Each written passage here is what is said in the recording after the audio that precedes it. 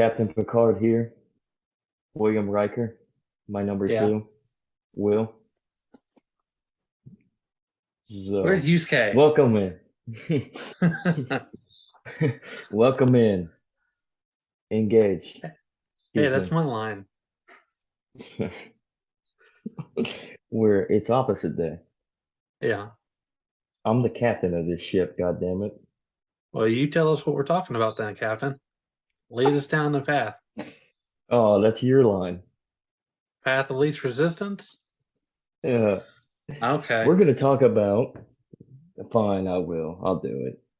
Today, folks, we're gonna talk about the nomadic lifestyle and the possibility of utilizing dual citizenship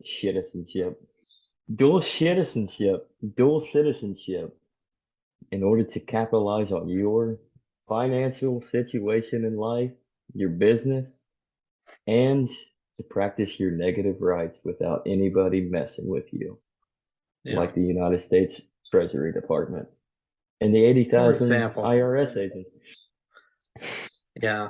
And the excess that they're going to be coming out with in a couple of years, I'm sure, just like they always do. Oh, of course. Of course. Uh, It takes years. Takes a Yeah. few years. Yeah. Crack that whip, IRS. It's theirs, just like the sign says. Well, first they got to get the 80,000 IRS agents of liberal, woke, feminazi women Mm. with social Well, that work shouldn't be too degrees. difficult. I mean, they all went to public schools.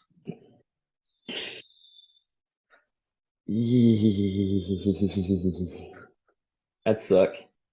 Yeah. I went I went to private school 6 years out of my life. It sucks too. Yeah. Hey, school sucks. But Hmm. you know what doesn't suck is about practicing your negative rights. And the basis on this episode is recently there was an episode that came out, or a video came out from Nomad Capitalist talking about, his name's Andrew Henderson. And he was talking about how it's the end of an era. And he was talking about how he started off just leaving the United States, living in Hmm. hotel rooms and doing businesses, learning and understanding the laws of different countries, and he's spent a better 10 plus years now building up Hmm. a private company, allowing Hmm. people, working with small firms, big firms, anyone and everyone that wanted Hmm. to This is legally exit the United States by acquiring second, third passports. hmm And this is a man that what is he? He's 37 or 38 now. 10 Yeah, years he's been able to accumulate his wealth and be successful by escaping the treachery of the treacherous waters of the American tax code by going elsewhere and building a business that is completely successful to the point where it not only is it a client base, like a nomadic capitalist is a client based like website, I think, where you can yeah, go there and gain access to like financial help and ways of maneuvering through the financial waters of the international world for the most part to create your business and sustain your business. But then at the same time, he's able to branch out and give us free content videos on a YouTube channel because of that avenue. And you don't necessarily have to utilize his basis. Now, obviously, it's a business. You want to try to market your business, but just think that like he's been successful in building something to building a business to the point where he can create a platform in which now he is on the social media network, not networking sites that play off of that. And it yeah, builds a culture. It builds a society yeah, to a certain extent, which is what we talked about on the last episode. yeah. Think about it this way. Say that you're not comfortable where you're at and you want to practice a certain business that's deemed illegal or immoral or whatever, but Mm-hmm. the government, like we was talking about the Robert Cornish video a couple videos ago, Mm-hmm. instead of trying to fight regulation to make it so that you can do what you wanted to do, you would just simply go to a different country where that sort of practice wasn't considered taboo. Mm-hmm. Mm-hmm. So Mm-hmm. Yeah, you can branch out to where a you can branch out and go to a country where you can easily build yourself as well as your business without having to pay excess and premium fees just to yeah, be able to start up. You can go to a place like Malta where and gain some sort of fast track citizenship realm. I believe it's Malta. Malta, I think, has an 18-month citizenship process. It's very quick. And then you can establish your business there and not even actually live there. You establish yourself as a citizen, and then you can escape the tax rate from from being a taxable resident by just moving your business in there and using your citizenship on that route. You can go to a place like Liechtenstein, which does the same thing. You can move yeah, in, set up your business, apply for citizenship, and then you can go elsewhere and apply for another citizenship for residency or residency. You don't even have to be a citizen somewhere else. You could apply for residency elsewhere and citizenship for your business in another country and build your whole platform and your whole market there without being taxed to death on both your business and your personal financial gains because you float. You are yeah. nomadic. You are utilizing the Liquid, system for what they give us. yeah. Exactly. You're like liquid. And like you can kind of see this in practice, like the Joe Rogan experience. He moved from New York, from California to Texas, right? It's similar Hmm. culture, but it's not exactly where he's emotionally was attached to. You know, he had all that history in California, but he Yeah. had better opportunities to go to Texas. Yeah. Hmm.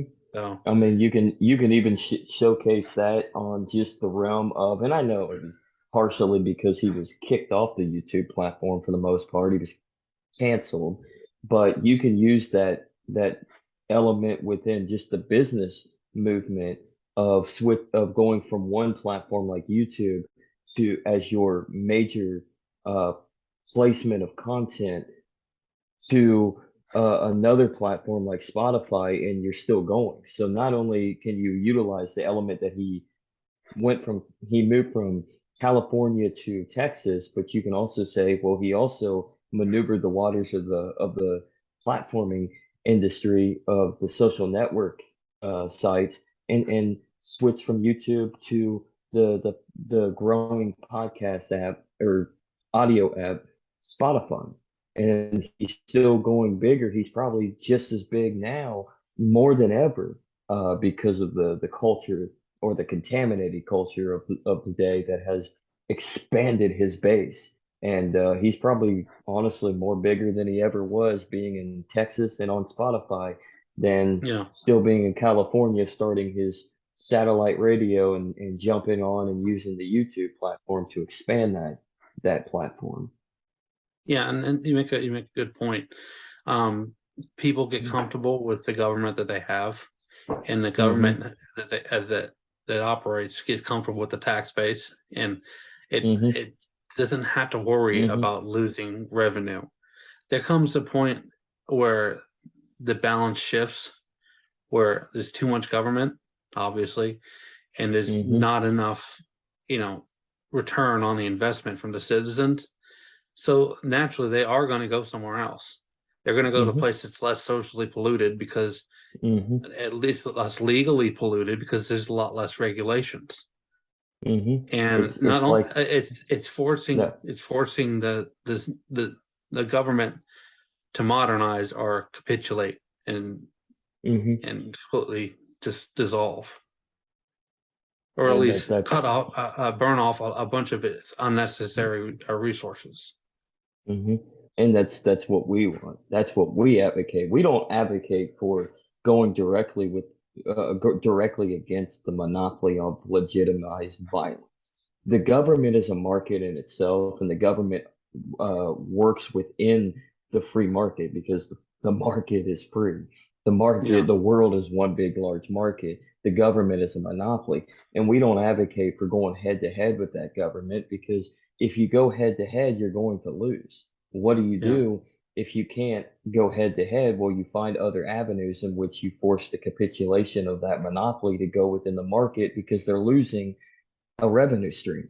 They're yeah, losing a consumer base. They're losing producers. I mean, think of it this way. It's the United States federal government and through the regulations, mostly because they've allowed for large corporate conglomerates to consolidate their power within the market of their respective industries and help write the regulation. But then those regulations backfire because then you see these large corporations like within the auto industry, Ford, Chevy, whatever, moving to places like Mexico or going over to China or even going to Europe in order yeah, to go into their outsourcing for cheaper labor and an easier access to gain the resources for the production of their market of yeah, what they are producing of what they are manufacturing, whether that be auto parts or cars or Apple with the iPhone, who is in China. They yeah, make their iPhone, your iPad, the iPad that I'm using right now, it was made most likely by a bunch of Chinese workers. Well, that is because the regulation of the United States federal government, in cahoots with corporations like Apple for the most part. I mean, they kind of fuck themselves in the United States, but it it opened up an avenue for corporations to have to outsource and shift because of overregulation and minimum wage laws and strenuous labor laws that pretty much entitles the American populace and grows the welfare state. And because of that, you have to have higher premiums in order to supply the welfare state. And nobody wants to, and it creates a workforce where they don't want to work unless they are given an overvalue of what they're actually doing. I'm sorry, but even if you're manufacturing auto parts on the assembly line up in Detroit, you are not worth, uh, oh, say, what were they making? Probably in the equivalent of today on the low end, $20,000 a year for an assembly worker at a Ford plant back in like the 70s. So yeah, that's your value, and that's fine. And then back in those days, $20,000 was livable a yeah, year. But you're not worth 50 or $60,000 putting together a brake pad. I'm sorry. I mean, we can go over to China and you have workers that will make it for a quarter a day. yeah, So where is the value? Value is subjective, and the fact of the matter is your labor has no value if you think you're entitled to more when you are getting exactly what you deserve and what you work for. It's just yeah, like with Starbucks. There's this whole issue with the unionization of Starbucks employees because they want more benefits and they want more pay and whine. It's like, dude, you're not worth $25 an hour. You're a cashier at a fucking Starbucks. Starbucks, at that rate, guess what's going to happen? They're going to automate. That's another means of nomadic capitalism.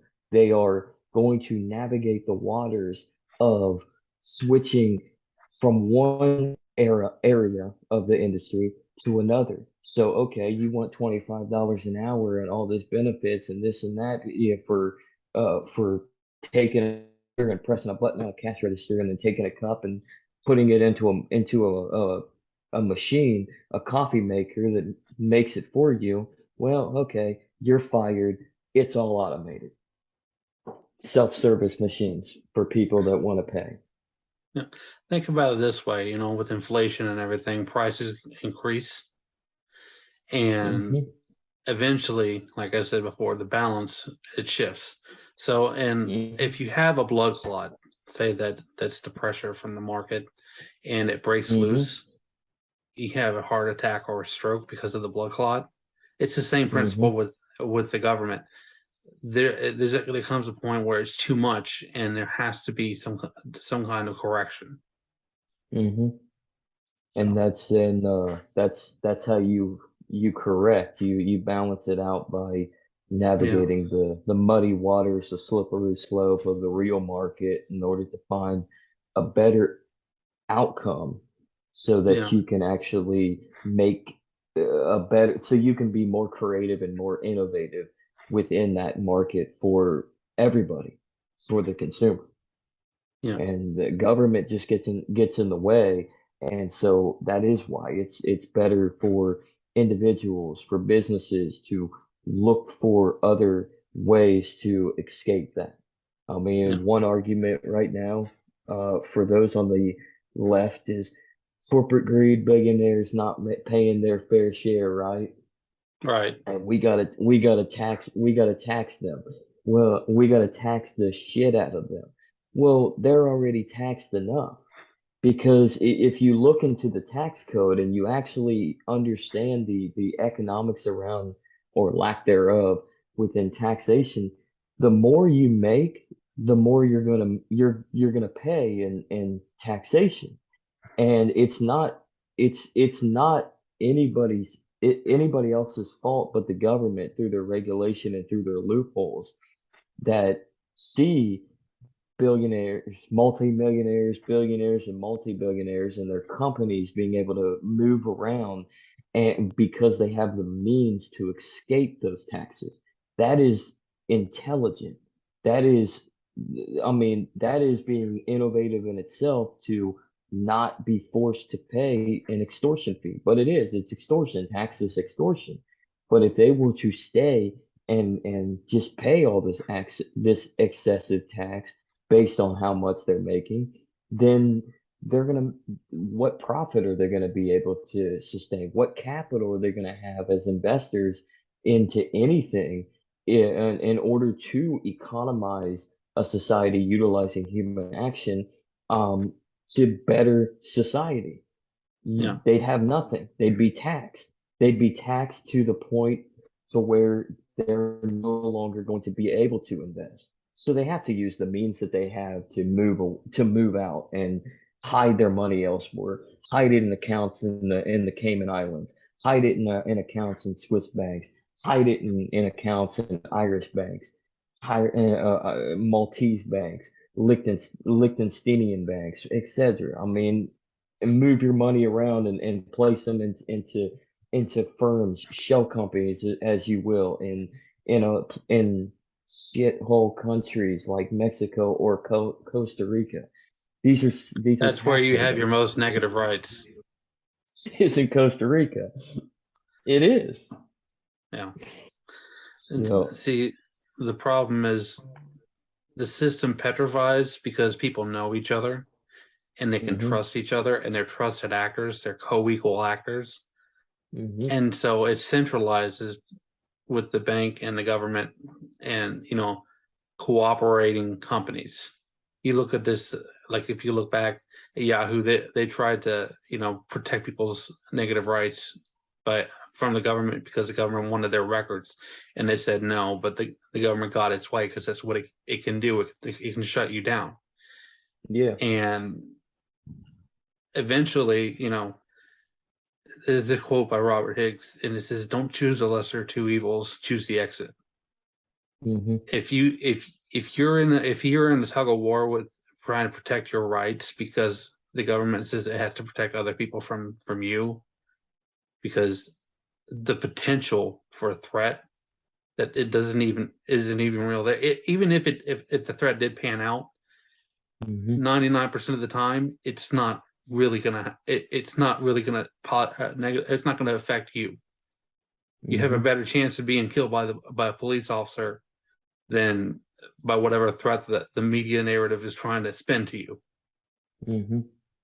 Mm-hmm. So, and if this is kind of the inverse of Atlas Shrugged. It's where in Atlas Shrugged, Ayn Rand was writing about how they wanted to how they wanted to build their own system, their own train systems and stuff like that, Mm-hmm. and everybody was consolidating and trying to narrow the options of the company. This is this is totally different than objectivism. So Mm-hmm. Mm-hmm.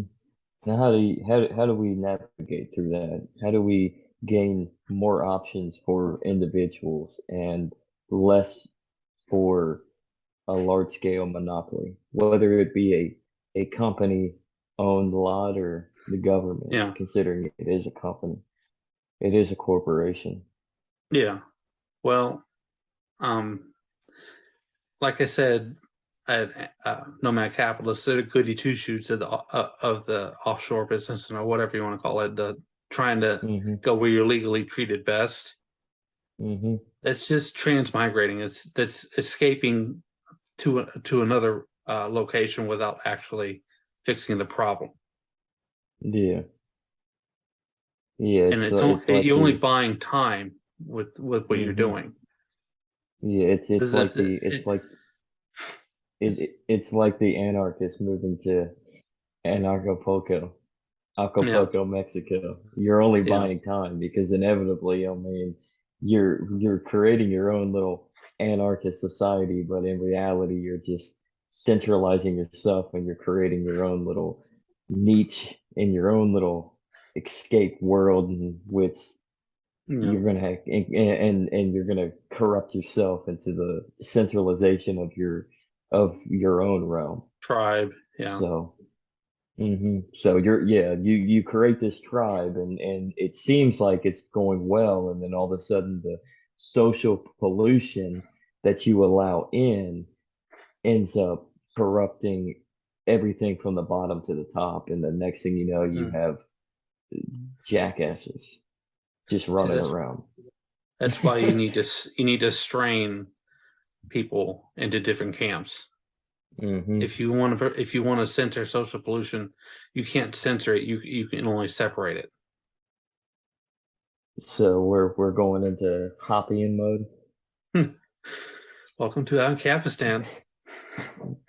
Because that's the only, I mean, the thing about Hans Hermann Hoppe is like his strategy is the only thing that seemingly would work because people are too different and people want to be in a collective of their own personalities, their Yeah, own intrinsic idea of value, their own culture, their own and identity. it's their own identity exactly. And then inevitably, they just want a king. So Yeah, eventually, even in those societies, you're going to have that one or multiple. You could still have yeah, but you're going to have that leadership. So yeah, I mean, and it's just so why not navigate through that, separate oneself, and create our own separate societies around the world and gravitate towards a less polluted, less yeah, muddy Mississippi so we can just live and be left alone. And if we have to, if one community has to have a leader, then so be it. There's yeah, nothing wrong with leadership. There's only something wrong with rulers. yeah, Nobody can be ruled. No human being has the capacity to rule another human being. But leadership, on the other hand, there is there is a quality to that because there are people that have more knowledge, there are people that are more intelligent, there are people that are more strong, and those are the people that the weak-minded and the weaker tend to turn to follow. Just think of how was Adolf Hitler as the Nazis rose to power? How was Adolf Hitler able to create this cult of personality that gravitated towards um, the entirety of Germany, and then eventually the whole of Europe for the most part into into permitting him to be their Führer. Or let's take Donald Trump for example. How does his cult of his Trumpian cult, how why is it so excessively expansive since he jumped into the race and inevitably won it for president in 2016? It's all about cult of personality and Yeah, the qualities of a strong-willed leader uh, for the weak-minded. People just want a king.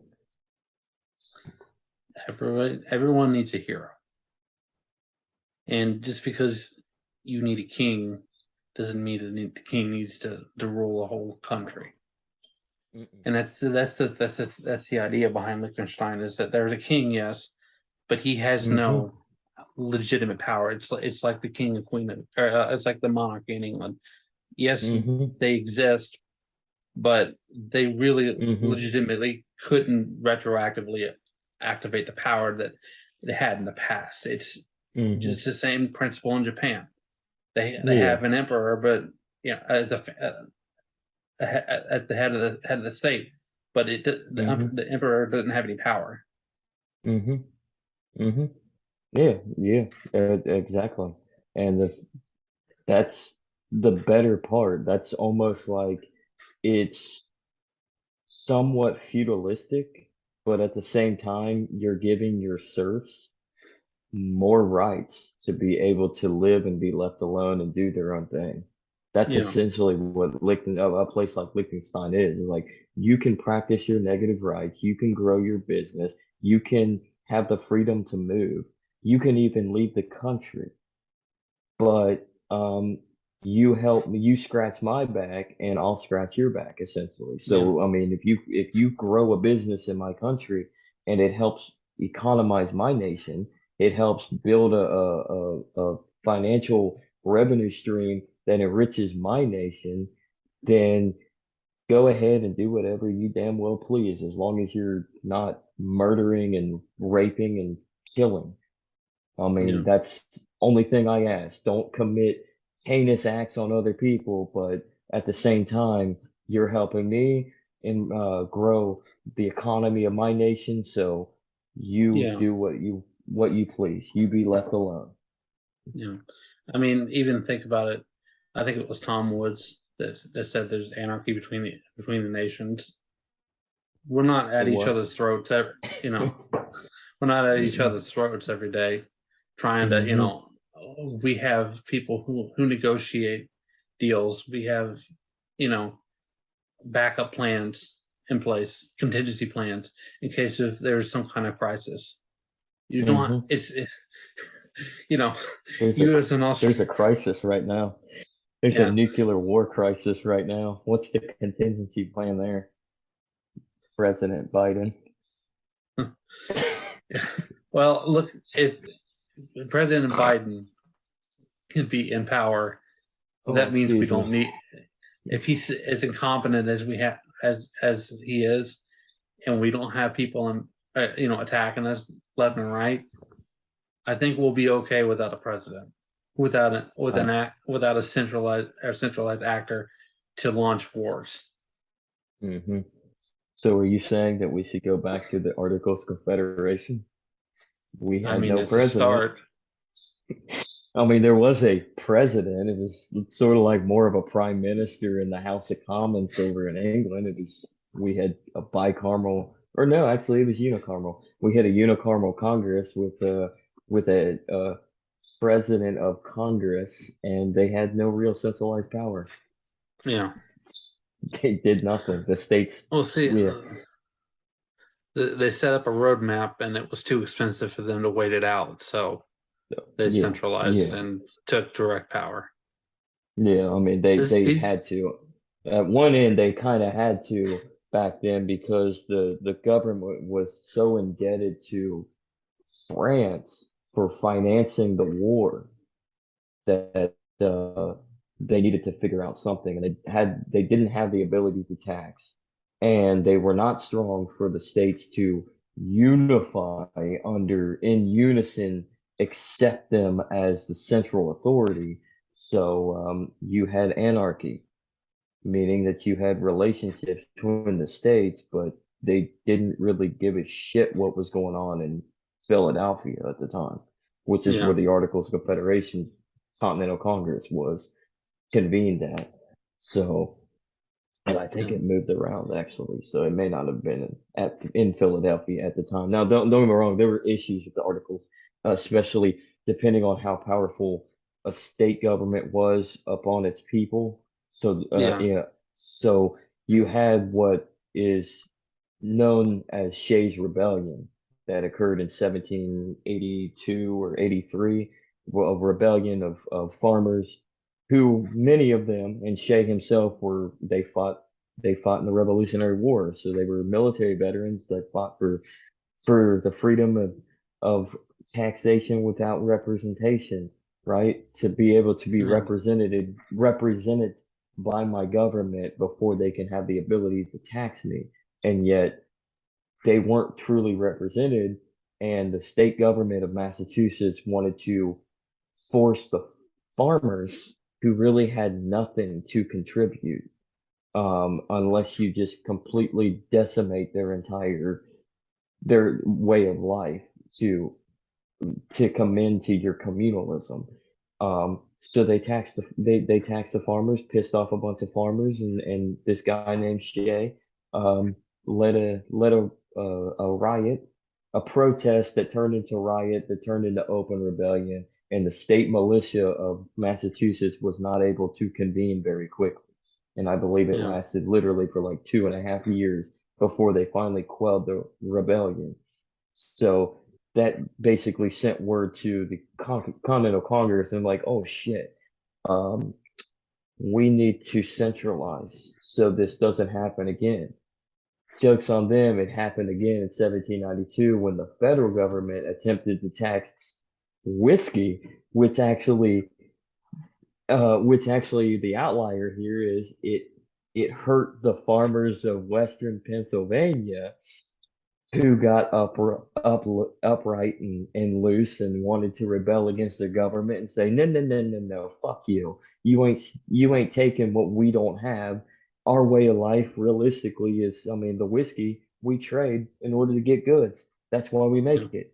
I mean, Yeah. so that's one aspect. The whiskey, the alcohol that most of these farmers distilled and made was their currency. It Yeah. was a barter system.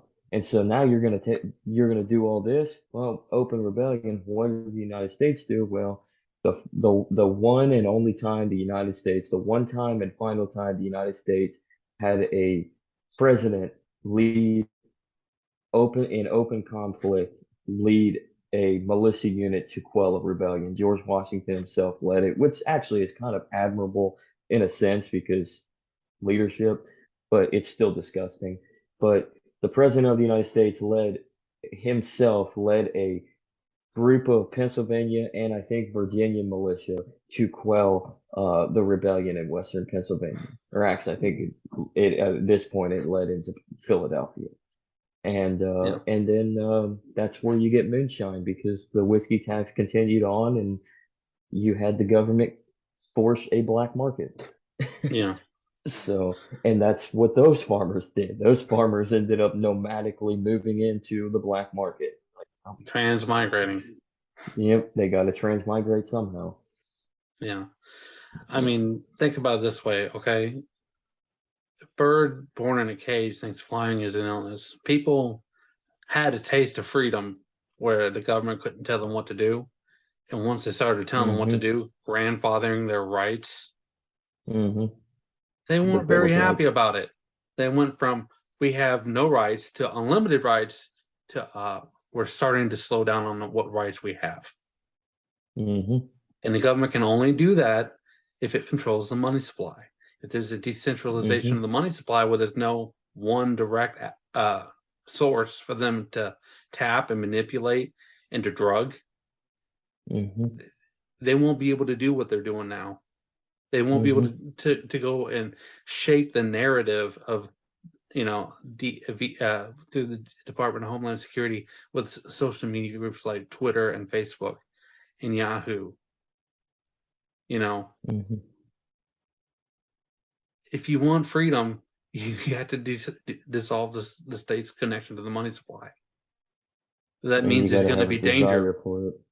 Hmm. Yeah, You have to be the responsible one, because yeah, that's all freedom is. Freedom is literally just responsibility. And when you don't want to, when you no longer want to be responsible for yourself and for those around you, and just you lose it, because at that point you're just a worthless tick that just yeah, sucks blood. And you were created. I mean, it's not your fault. I mean, I mean, you were molded into that, into thinking that your rights are grandfathered by the government in it didn't. in the sense that the government gives you those rights. Well, the government doesn't give you shit. The government only takes away. It's not just the government. It's the idea and whole is that You know. I don't like what A is doing, so I'm going to hire B to enforce laws on C.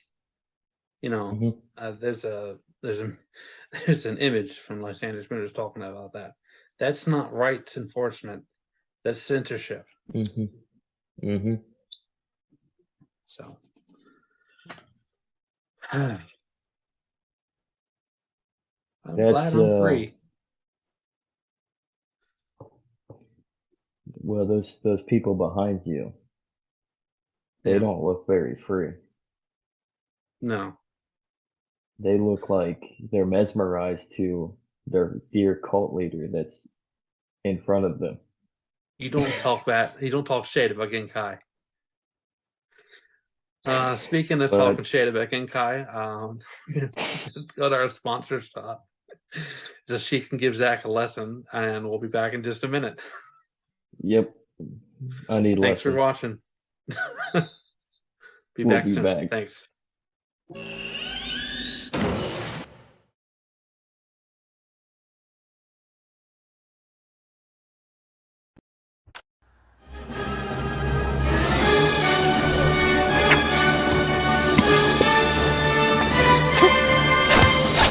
Hey!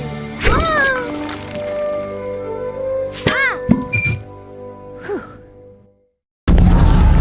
The First World War. Victory had been ours, but we would soon fail at the peace that followed. Our leaders appeased the growing evil instead of fighting it, sacrificing our future. We vainly reinforced our borders with concrete while we evacuated our children from the cities. There was something terrible brewing with our old enemy, and no one seemed able to stop it. The world was about to find out what happens when an entire nation is swept by madness. What would you do? Surrender? Collaborate? Or resist?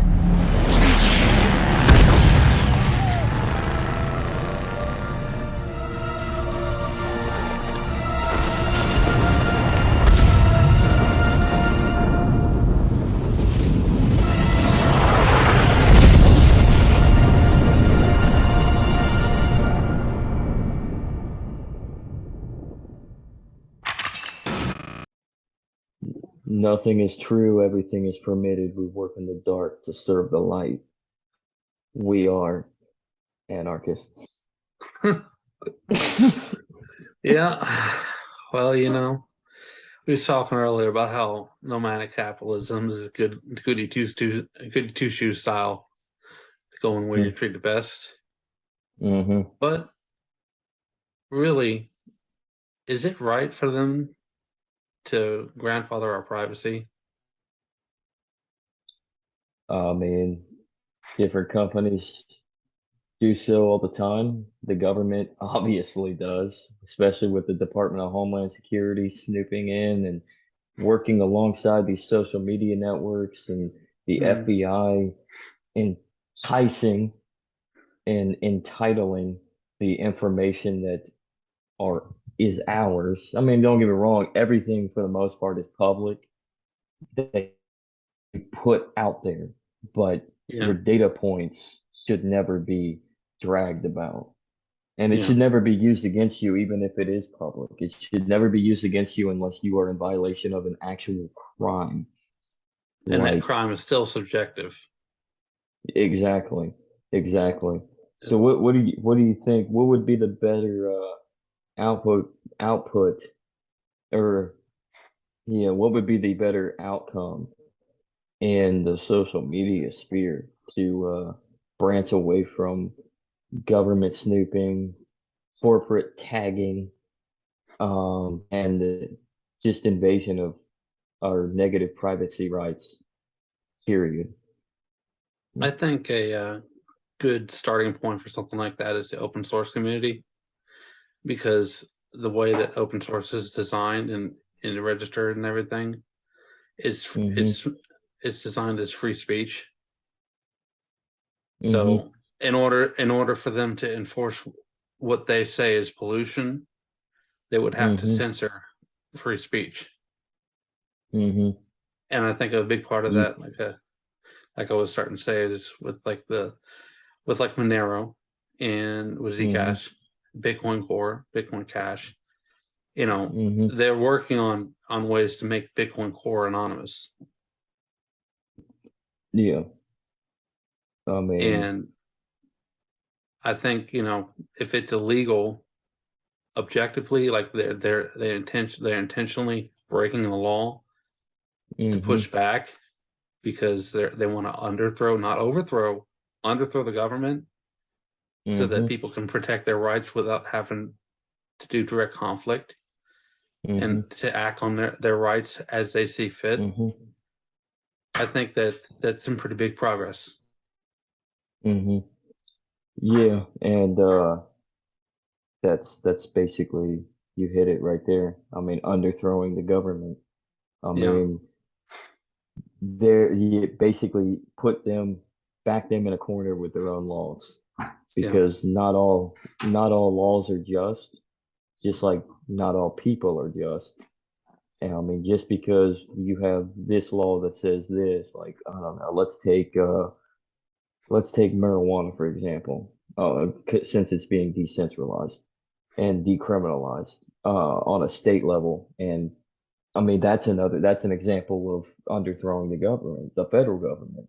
States are yeah, taking back what rights that they have as a state to circumnavigate their own idea of law and yeah, what they perceive should be criminal and what shouldn't be criminal. yeah, Same thing with abortion too, but that's another issue that's sticky, and I don't want to get into it. But I mean, marijuana, victimless for the most part. It's just a plant that you can get high off of. You yeah, can use the main source chemical ingredient and just anything to get high off of. yeah, It's no different from alcohol. And the regulatory process of alcohol is, for the most part, decentralized. So why not decentralize the issue of weed? Because the only time that it's actually probably better than alcohol in one parameter because alcohol suppresses the nervous system to the certain to a worse scenario to where you have people doing stupid things like get behind a large 3-ton vehicle, a car, and driving it when they can't see or hear or concentrate because their nervous system is suppressed from that alcohol. And so things can happen that harm other people and including yourself. I mean, if something happens to you, then I'm sorry, I'm not empathetic or sympathetic on the matter that you got behind the wheel and you killed yourself. But if you harm somebody else, that's a crime because you harmed somebody else. But why not? I mean, we can regulate the consumption and the possession and the purchasing of alcohol. Why can't people be able to uh, consenting adults in a normal market be able to go out and procure marijuana? yeah, I mean, and the worst case scenario with that is you'll smoke a joint, eat a bag of chips, and pass out on the couch playing Halo Cheetos. 3. Cheetos. Cheetos. Or Cheetos. I mean, and even if you get behind the wheel, I mean, you'll be going so fucking slow because you're so fucking paranoid that you probably, well, you might get rear-ended by an asshole that's just in a hurry. So don't get behind the Yeah. wheel. Yeah. So, I mean, indifferent of what Wrong we pipe. may, what indifferent of how we may feel about something like marijuana, it doesn't censor the fact that it exists and people smoke it every day.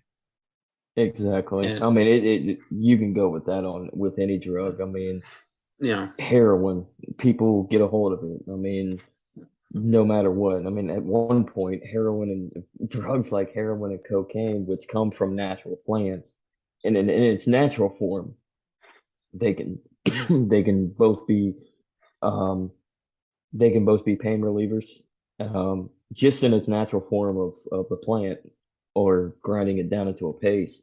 Um, and then they can also be recreational for stupid people that want to just escape.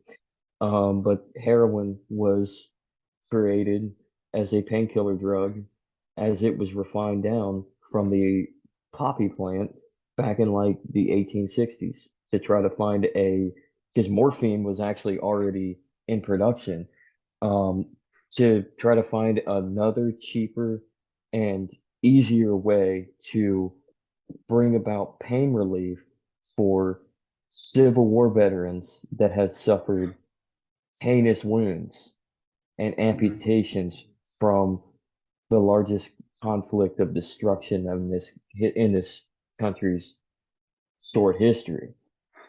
And yeah, then, I mean, cocaine at one point was I think literally a stomach ailment drug. It would be refined down from plant to paste and then mixed in with like a liquid, almost like a cough syrup.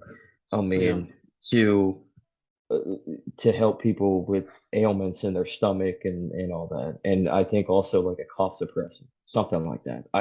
yeah, I don't know the whole specifics of it all. I'd have to look more into it, but I mean they were legal drugs, yeah, promoted as a legal drug for medical purposes, and then all of a sudden they're not. yeah, because they needed somebody to be the boogeyman. Hmm. They needed to Yeah. justify their existence just because there's something happened that they didn't like or that other people didn't like, and they thought I can campaign on this. Hmm. Well, And no it's like matter no, what the yeah, no matter what the issue, the hmm pollution always wins in the end. The war on hmm drugs, the war on alcohol, you know, hmm the the war war on on poverty, porn. It always the government, the the war state, on the system, the centralization always loses in the end because the war on people say, Epstein. yeah.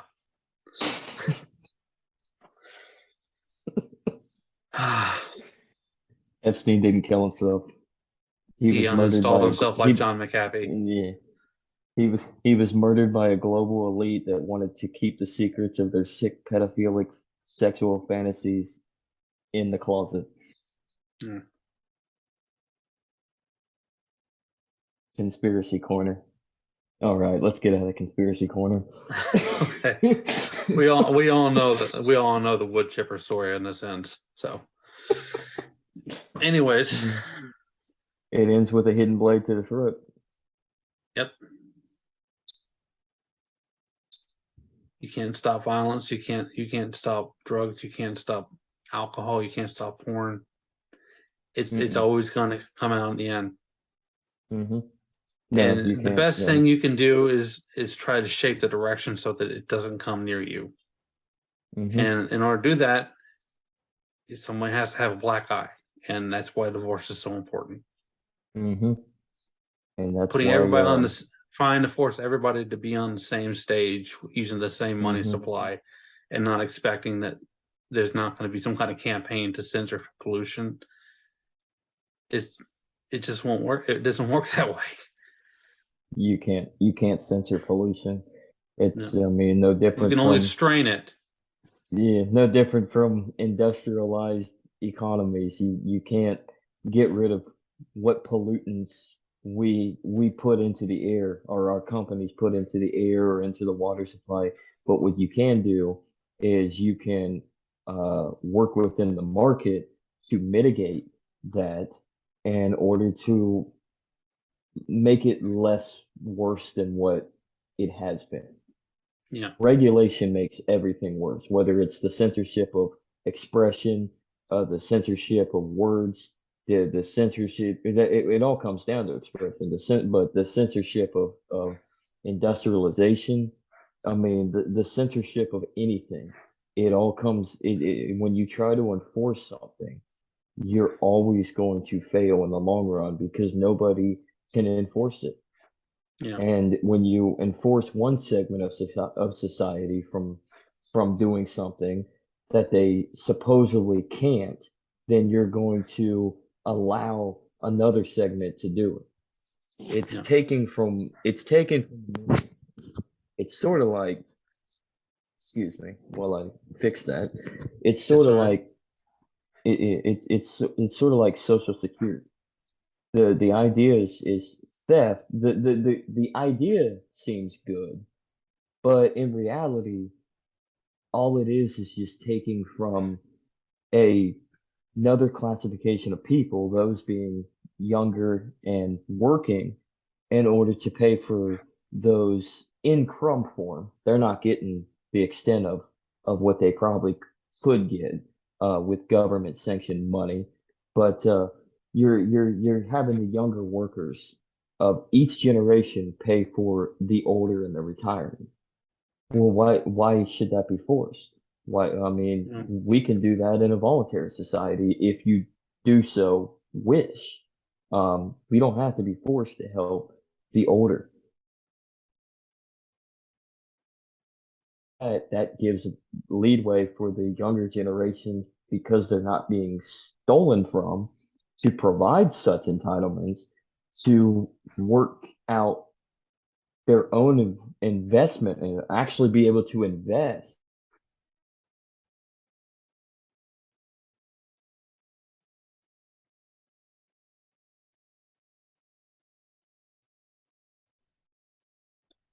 Technical issues.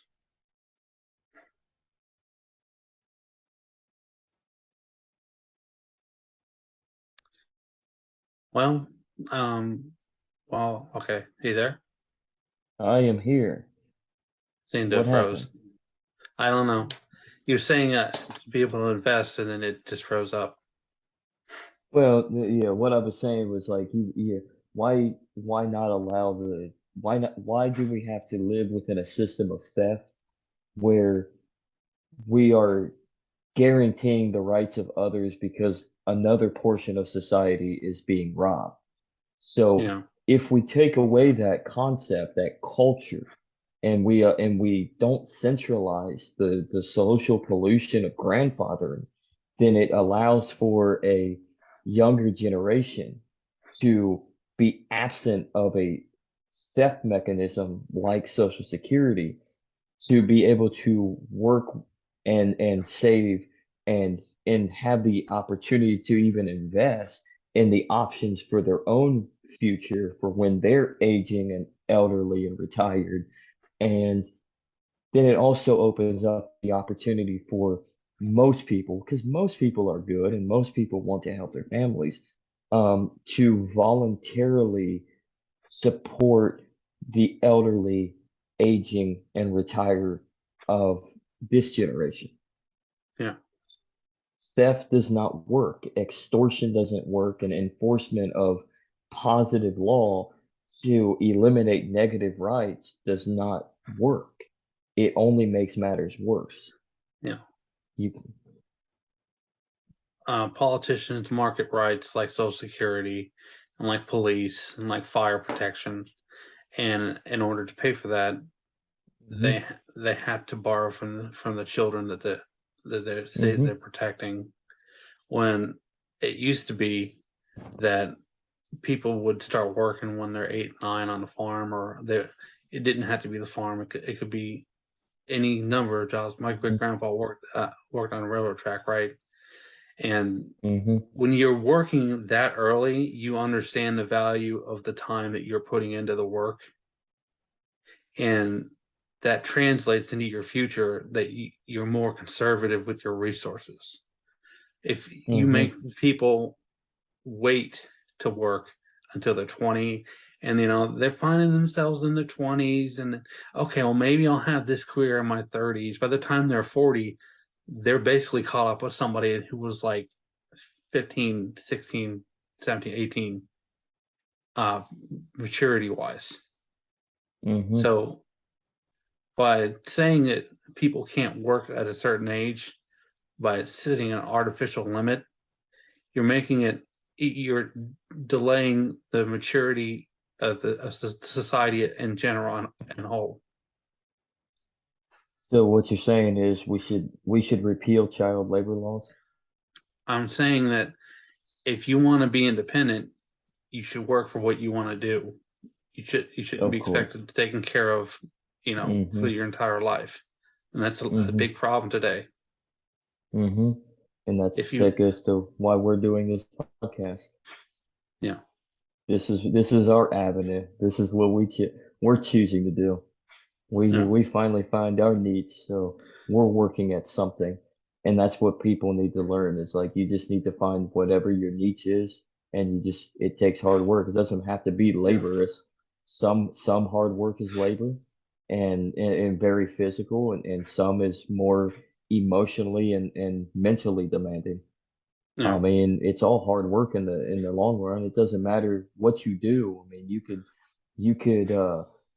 I don't know, you could send out emails for work the rest of your life, or you could work on carburetors. It doesn't yeah. matter. Like if as long as you put in the time and the effort into something and you like what you do, then that's good.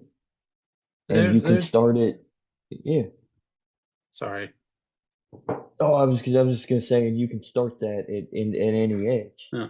I mean, There's people I've known that have didn't have a car and stuff like that, and they were living in an apartment. They were just removing staples from medical paperwork hmm for $10 an hour until they got back on their feet.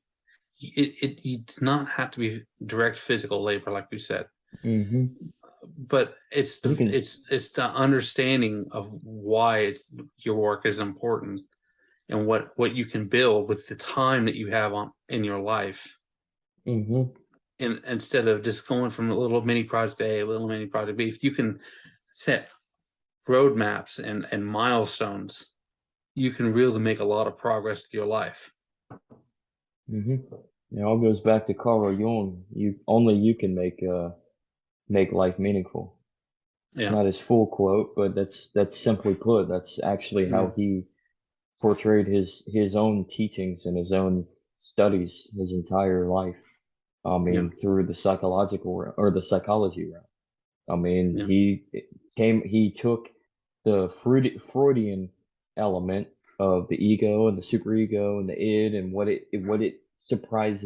it surmises within us subconsciously, and he began to understand that we are what we make it.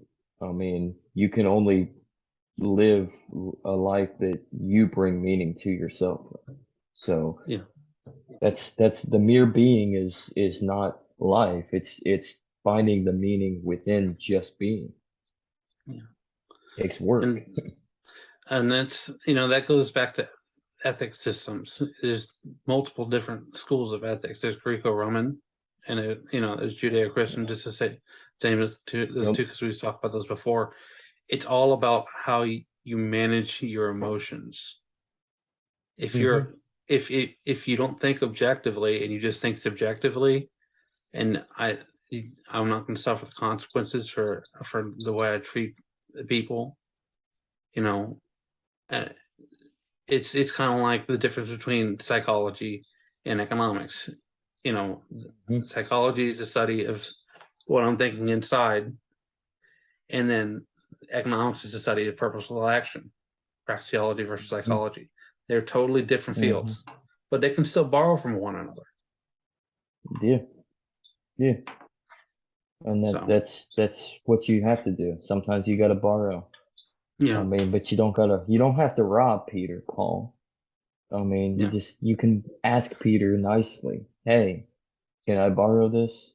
And then maybe Peter turns around and says, sure, can do. And then next thing you know,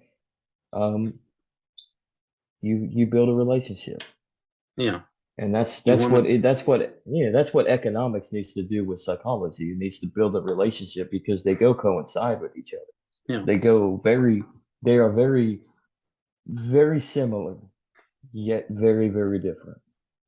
It's the difference between the Austrian school, the Chicago school, the egoist school, the Georgian school. They all have different perspectives, but they can still learn and find confluence and divergence with one another. It just depends on what you want to do with your life. And egoism, the egoist school is, in my opinion, quite similar and very closely resembled to the Austrian school. Yeah. They kind of go hand in hand, but they're different. I mean, and that's okay. We're all individuals, right? We have different personality. As a human being, we have different mindsets. We have different personalities. We think differently. We exact our emotions differently. I mean, maybe when I'm happy, I get excited and start freaking out in joy, and maybe when you're happy, you're more calm, cool, collected, and shed a tear of joy. I don't know, but the fact of the matter is we react differently within our emotions. Or maybe when I'm angry, I slam my fist through a wall. When you're angry, you yell "fuck" and then sit down. So well, this we're is all getting different. demonetized on YouTube. Yeah. We're not monetized. We'll never be monetized. We're too radical. We're radical decentralists. Yeah. Who want to centralize our own authority of ourselves. So, but yeah, that's basically it. Like individuals are different upon our own selves, but we need to take our differences of each other individually, and then we need to gravitate towards cooperating. We don't have to assume that we're all human beings and we all need to be in this nice little kosher commune. And I mean, we don't need to be the same. We just need to be different, cooperating for the same goal, which is to live life, be left alone, and be successful in whatever that regard is. Yeah. And sometimes we can't help it if we have to be bad neighbors. But if you have to be a bad neighbor, you have to have a reason why you were a bad neighbor. Otherwise, it didn't work out. You're gonna find yourself in a private McJail, an anarcho-capitalist land. So yeah, Home Depot presents the police, motherfucker. So you're under Subway Eat Fresh Freeze, bitch. Now let me get my Yoplait yogurt handcuffs out. All right, sir. That'll be $450 for your arrest. Can you how are you gonna pay this? PayPal, Visa, MasterCard, Bitcoin, Bitcoin none of Cash? that I inflated. prefer Bitcoin Cash. None of that inflated fiat crap. Bitcoin Cash it is. All right. Slide here. Okay. Yeah. All right. You're under arrest for the charge of stealing 3 Bitcoins. The ultimate. You're going. It's a little much. You're going to McJail, son of a gun. Well, I could just work my 2 service hours, and I think I'll be okay. Oh no. Hey, I'm working for that government. I work for that government job. Talk, you just earned yourself 4.5 hours of service. Okay. But no, seriously. It's all about trying to be the best neighbor you can be, right? People just think about things differently. people have visceral negative emotional reactions all the time. Mhm. It's trying to find the balance to keep the peace. And I think that's what a big part of libertarianism is all about. Ludwig von Mhm. Mises says the ultimate goal of liberalism is the peaceful cooperation of all men. Mhm. Now, I might have tainted that last part of the quote, but that's basically what he said. And also, that's very anarchist of such a socially liberal man. Yeah. He was a classical liberal, but I mean, he was practically an anarchist He's to a the certain last extent. night of libertarian, Mhm. the last night He of was. liberalism. So Yeah, man, and he explains that with economics too, and what capitalism is. Capitalism is anarchic, but at the same time, it's very democratic. And I yeah, mean, democracy is a good tool to utilize when applied to economics, yeah. because consumer choice of the production of thy means that I'm innovating and creating to give you. Democracy is just a really slow pitch version of drug production. Hmm. You're not. It may be popular right now, but you're going to be feeling the effects of it later. Just like Hmm. communism. Hmm. And yeah, like democracy is great when applied towards the notion of, as I just said, economics.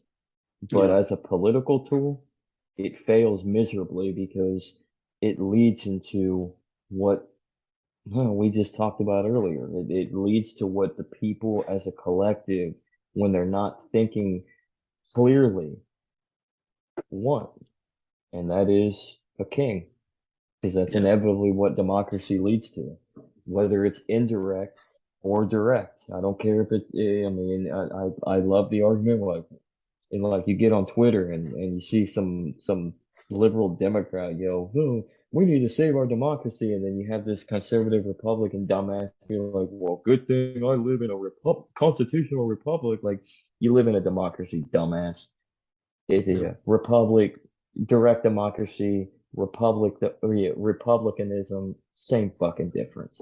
The only yeah, difference is you in a republic elect your officials that will vote on your behalf to rob your neighbor. mm. It's just like And the conversation we had with Tho Bishop earlier on Twitter. It's the difference here is are you pro nomium or antinomian? And hmm like how you put it is like I was trying to explain it. How do you put out fire with a fire without burning yourself? hmm how do You you know, how do you stop how do you put out a fire without burning yourself? well, It's you inevitable yeah, usually if you're stupid. you use a fire to Hmm. counter the production of more fire, but it's Hmm. still creating fire. Exactly. Even It's still creating fire. I mean, unless you're talking about a small fire, but we're not talking about a small fire. Small fire is yeah, easy. I get out my fire extinguisher, stand about a few feet away, angle it, pull the key, yeah, press the lever, and spray it, and the small fire's out. I'm yeah, not harmed. But if it's a large fire, you're getting burnt. I mean, it yeah, doesn't matter. I mean, you can try your best to run in and save as many people as you possibly can, but I mean, inevitably, you're gonna feel the effects of it. You're gonna yeah, feel the effects of the smoke inhalation in yourself. They're gonna and somebody's getting burnt yeah, because it's fire, it's heat, and that's essentially what democratic principles on a political scale, especially, is. It's running into a fire to save as many people as you possibly can, and you all get burnt in the process. You miss one person to save. You come out with the effects of smoke inhalation and have asthma for the rest of your life or whatever. And the person you were able to save has third degree burns. yeah. at least you saved them, right? Yeah, but at a But cost. yeah, at a cost. I mean, and maybe that There's person. always a cost when you try to influence the direction. Hmm. Sometimes it's better to let the direction go on its own, and Hmm. it'll burn itself out. Yeah, and if people are harmed in that process, I mean, it happens. But I mean, maybe you running in and saving that one person who now has third-degree burns. Maybe who you didn't save that is dead in the fire was their kid. Yeah, Well, what was the point of that? They're now suffering physically while also going to be in emotional distress. I would imagine they kill themselves down the road yeah, because the guilt and the knowledge that their kid is dead and they weren't saved is going to be disheartening. yeah, So perhaps you allow the course to be set instead of attempting to play God. yeah, And that's what democracy is. It's the attempt of playing God. yeah. It's to navigate circumstances that are out of your control. Just in order, it's a fantasy. It's all it is. It's an illusion. It's denial. Hmm. It's not accepting reality. It's fear. Hmm.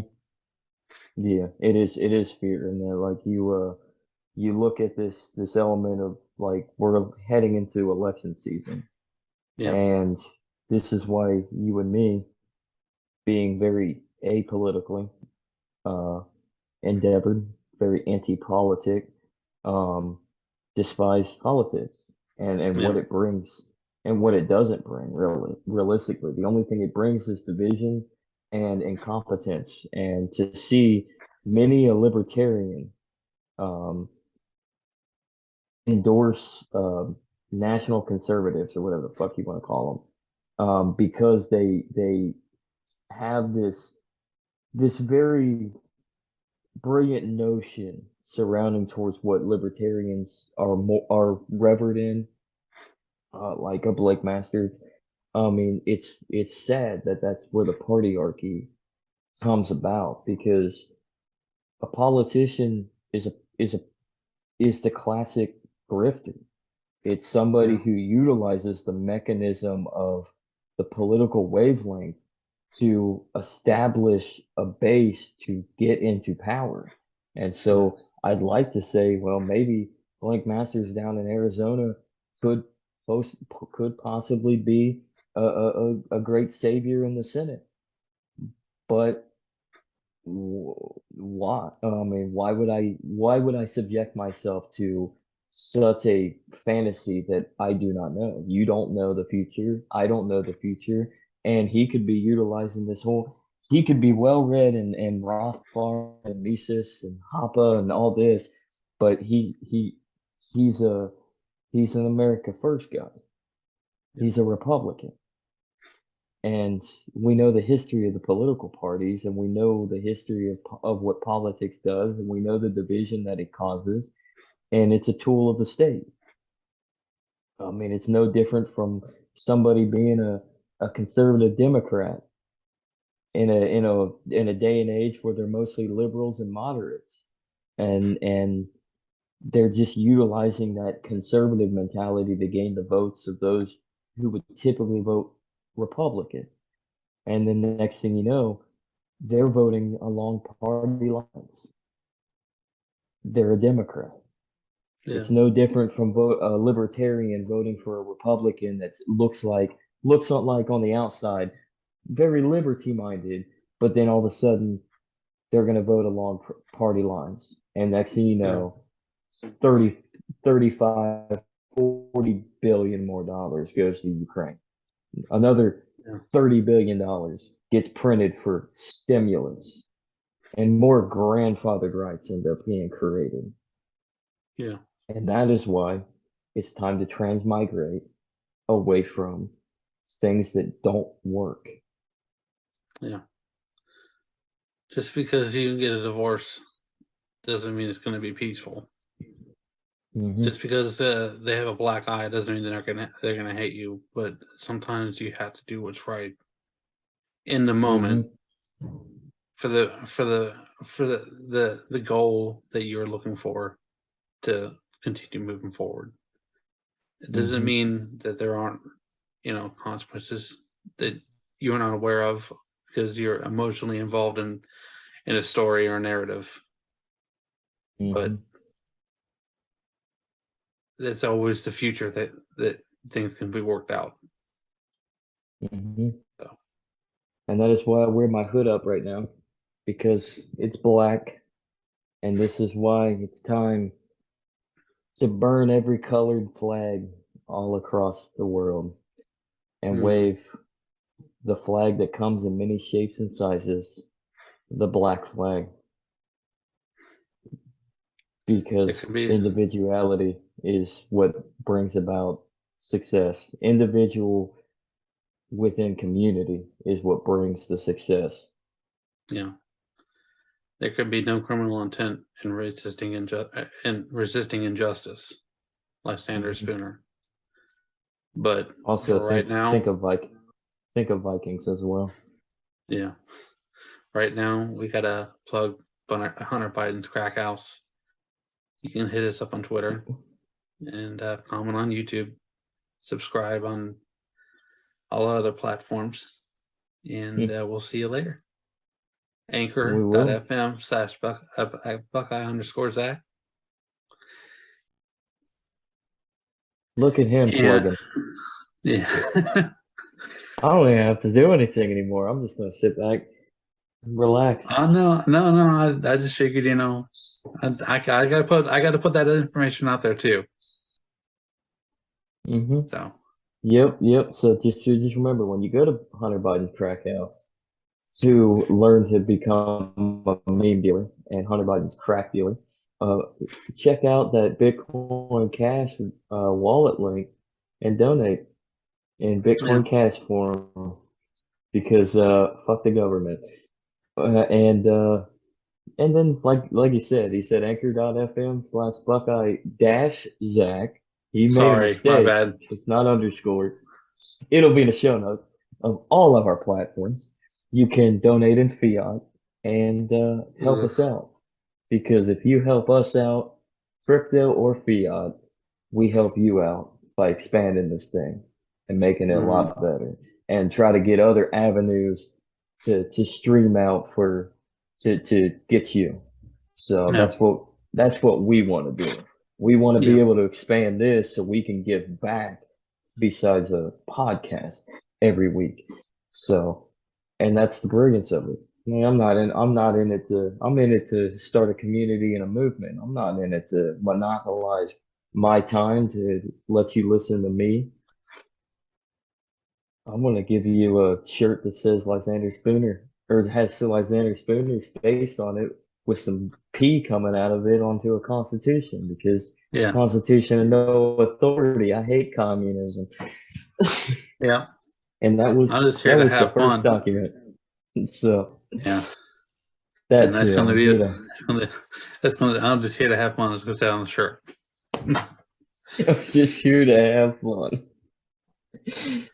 What other ideas? Why don't you give some ideas in the comments, and then we can have a layout of what we can get you for t-shirts or mugs or hoodies or shoes, pair of Yeezys that says no constitution of no authority.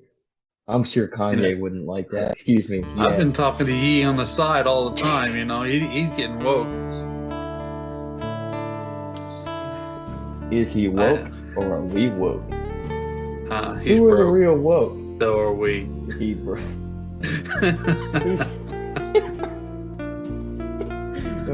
But no, seriously, who's the real woke?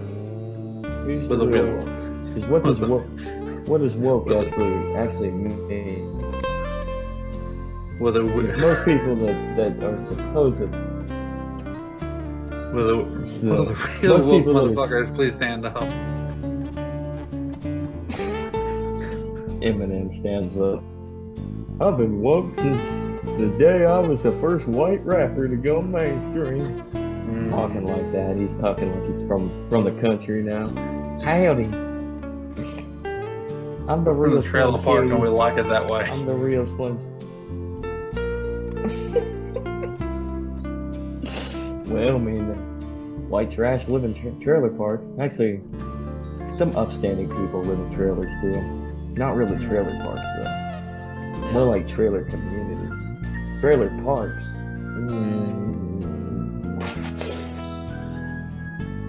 Well, we want to live Let's in a just community, say- don't we? Yeah. Or do we want to live in a But society? I would rather live with my McMansion up on the hill, next to my beachside property that I commandeered. Climate change. Well, I'd rather have a castle on the side of the highway. So- People can look up at it driving by out in the Old West, up on a hill somewhere. But until that time, thanks for watching. Sounds like Really Johnny's appreciate toys. Hey, I love Johnny's toys. Don't ever mock Johnny's toys. I got a key. I got it They in the still mail. have the Got in the castle, mail. dude. I know. But until next time, Yeah, thanks Johnny's for toys is watching with us. amazing.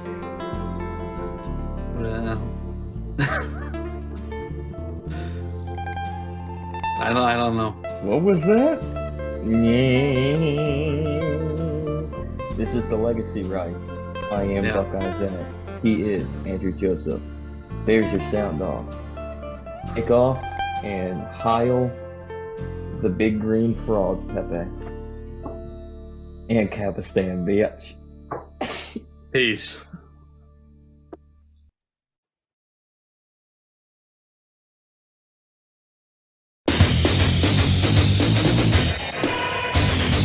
Good evening, ladies and gentlemen. I'm Steve Okerlund, and I'd like to welcome you to WCW Nitro.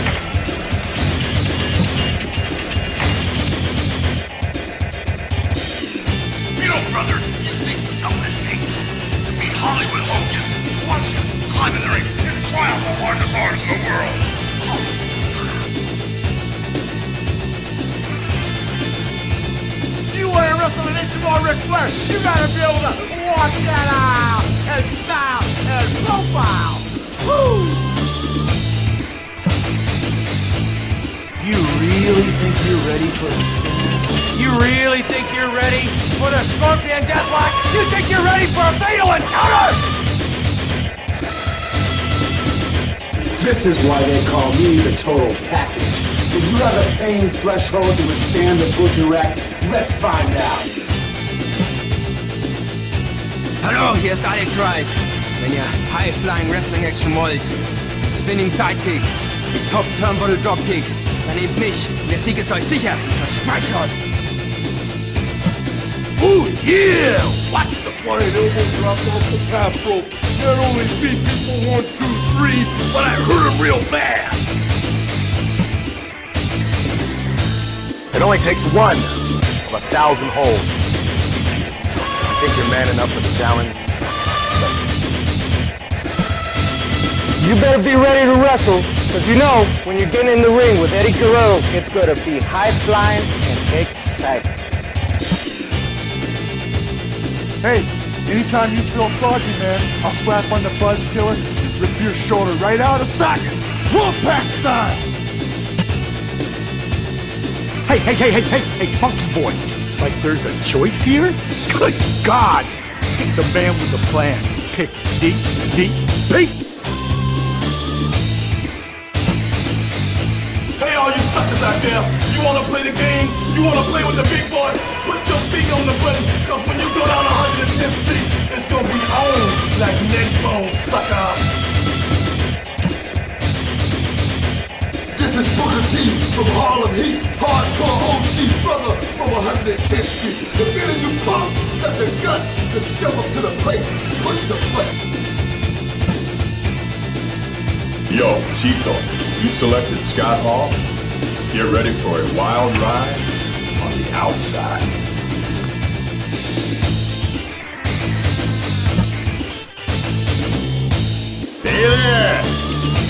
to get power bomb. Come on, pick me. I'm begging you, pick me. Please pick me.